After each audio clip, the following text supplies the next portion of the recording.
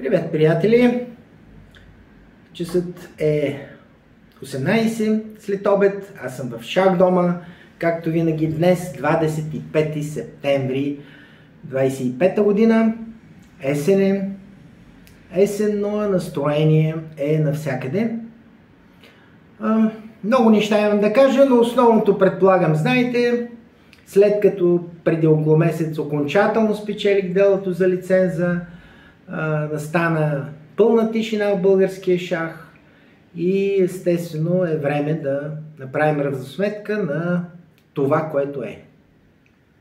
Но аз сега ще говоря единствено и само за състезанията първи уикенд, Балканядата, която ще бъде сега за последен път в Централния клуб на пенсионера в Пловдив, след седмица на 4 и 5 октомври. Защо се стигна до там? Крайно време е всеки да разбере, че камбаните бият за него. И ако иска нещо да стане, трябва и той да направи нещо. На базата на огромния ми повече от половинвековен опит направих регламент на шах турнир, който е оптималният за всички сили и възрасти, а именно първа награда 1000 лева, чисти пари за 2 дена. Това си сериозни пари, и за гросмайстор даже, особено пък за български. Средни по сила играчи, огромен награден фонд, 2400 лева, чисти пари пак. Доста добри условия, ежемесечен турнир, валиден за рейтинг, за Балканяда, съответно точкуване. Наградите са разпределени по групи, по сила, съответно има и за жени, и за ветерани, а който нищо не спечели, има шанс да направи най-красива партия. Има 2 награди за най-красива партия. И т.н. безплатни книги, на корем, дето се вика, идеални условия за всеки, който може да си финансира сам турнира. Наблягам този факт, че изцяло с собствени пари го финансирах. Тук там някой спонсор се появяваше, но с дребни сумички, 1, 2, 3 пъти максимум. Но турнира явно няма интерес към него. Силните играчи ги е страх, действително страх да дойдат, за да не се изложат. И тъй като все пак с 1000 лева един човек, ако има жилище, даже и в София, може да живее един месец, така що годи нормално. От друга страна, съответно огромна кампания срещу турнира, какви ли не проверки бяха, глоби от НАП, от РЕЗИ, от Министерство на младежта и спорта, от полицията арестуваха, между другото, освен великия Робърт Фишер, единствено моя милост е арестуван и събличен гол, единствено и само заради това, че играе шах. Трети такъв случай в историята на шаха няма. Тъжен рекорд, но непрекъснато, това са фактите, какво да правим. Атаки по всички линии, изключван от всички федерации, гонен, какво да ви кажа, историите с ония бай Славоноцело Сладун, когато даже и кмета на Пловдив не смее да пипне, даже и никой от 22 или от БСФ не смее да го изключи, толкова е могъщ. Страгия хората, какво да се прави, той коли и беси в пловдивския спорт. Хем тъжно, хем трагично, хем и до някъде смешно, но най-много ме заболя от това, че няма желаещи да участват самите хора, независимо от перфектните финансови условия и сравнено с наградния фонд, таксите в първи уикенд са най-ниски. Това многократно съм го казвал и доказвал.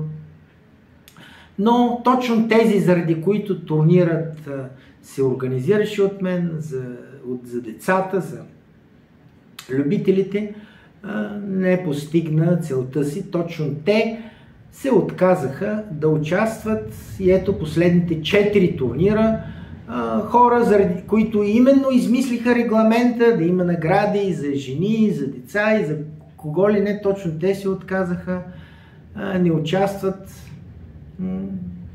Участниците в последните 4 турнира средно са около 20, То е смешно. Предварително си бях направил финансов разчет при около 40-50 участника, съответно финансовата ми загуба беше около 1000 и между 500 и 1000 лева месечно, което приемам като едно такова спонсорство да осъществявам. Отделно си е труда, естествено, безплатен и времето, но вече при 20 човека се оказва, че загубата ми е около 2000 лева, освен труда, разбира се, месечно.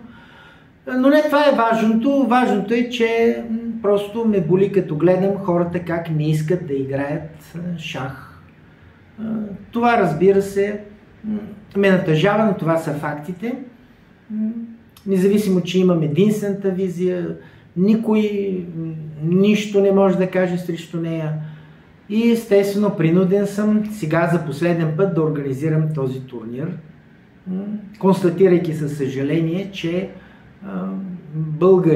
българския шахист не е на това интелектуално ниво, че да разбере за какво става дума. От тук нататък какво ще правя? Естествено, няма да оставя тук така идеята си, но просто ще я развия на друг етап. От следващия месец, от ноември, продължавам да организирам същия турнир, естествено, но с други условия, съответно с силно занижен награден фонд, за да мога да сведа, естествено, загубите си пак до стандартните 500, между 500 и 1000 лева. Тоест, ще махна първата награда, а всички останали награди ще ги диверсифицирам. Тоест, те ще си останат обща сума, но ще бъдат много по-плътни. Като, освен това, ще бъда на принципа на затворен частен клуб, а именно всеки, който желае, е добре дошъл, никого не гоня, всеки може да стане член на този дом. Това е по-точната дума, да не се бъркат някои, не говоря за шах клуб, а просто като помещение шах дом, но съответно ще трябва да спазва правилник в него, а не като някой запише се, след това каже ми не искам да играе или си тръгне. Предоставям на всички вас да си кажете мнението, както под това видео в коментарите, така и ви каня на 4 и 5 октомври в Централния клуб на пенсионера в Пловдив на Възел Април 100 да споделите своето мнение, защото явно не може така да се продължава. Просто няма смисъл, след като хората не искат да играят с такъв турнир, окей, така да бъде. Може би, казвам може би, но ще чуя пак вашето мнение. Една верига от блиц, рапид и стандартен шах ще е интересна. Може би състезания по шведски шах. Може би един шах дом от типа на Кафенелио Режанс с кафенци, хапване, пиване, денонощен, съответно при оптимални условия, с интернет, с отделни помещения за всякакви видови игра на шах. Казвам може би, защото и съвсем ясно и категорично е, че българския шах, доколкото го е имал и доколкото е умрял, вече съвсем е унищожен. И ако нещо искаме да направим, трябва да започнем от супер дъното, т.е. от детската градина.